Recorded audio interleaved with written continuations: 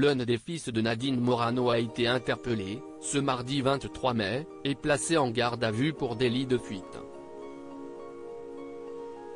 Cette interpellation fait suite, d'après les informations de BFM TV, à un accident de la circulation alors qu'il conduisait sous l'emprise de la cocaïne. Le Parisien précise de son côté qu'il s'agirait de Grégoire Morano, âgé de 32 ans. Avec Raphaël et Éléonore, ce dernier constitue la fratrie fruit de l'union de l'ancienne ministre de Nicolas Sarkozy avec Angelo Morano.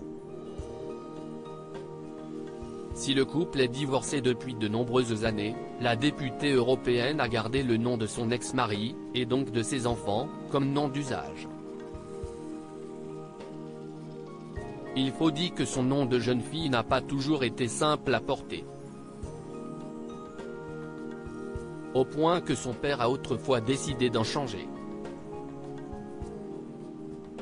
Bien décidé à en finir avec son patronyme, vecteur de blagues et remarques en tout genre, Michel Pucelle a demandé, au cours des années 1970, à modifier une seule lettre pour le transformer en Pugel.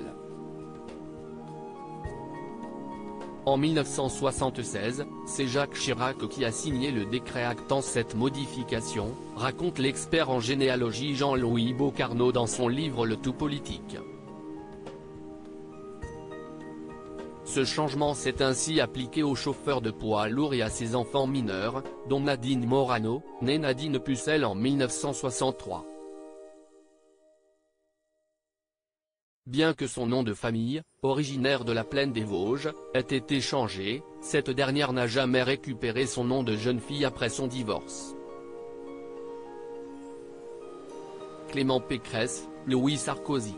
10 enfants de politiques qui ont fait polémique les élus français et leurs secrets de famille dans le paysage politique français, l'ex-secrétaire d'État n'est pas la seule à posséder de tels secrets de famille. Dans son livre Le Tout politique, le généalogiste Jean-Louis Bocarno a révélé qu'Arnaud Montebourg a bien failli s'appeler le tocard, rapportent les Républicains. L'expert a par ailleurs dévoilé que Marine Le Pen et Jean-Louis Borloo seraient des cousins éloignés, de la même manière que Dominique Strauss-Kahn et Ségolène Royal auraient des parents en commun.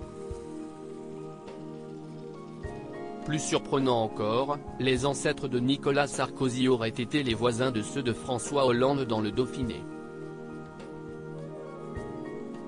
Une sacrée coïncidence lorsque l'on sait que les deux hommes se sont de nouveau croisés bien des décennies plus tard, à l'Élysée.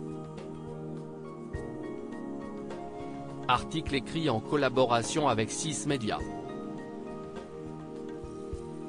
Crédit photo, Dominique Jacovide.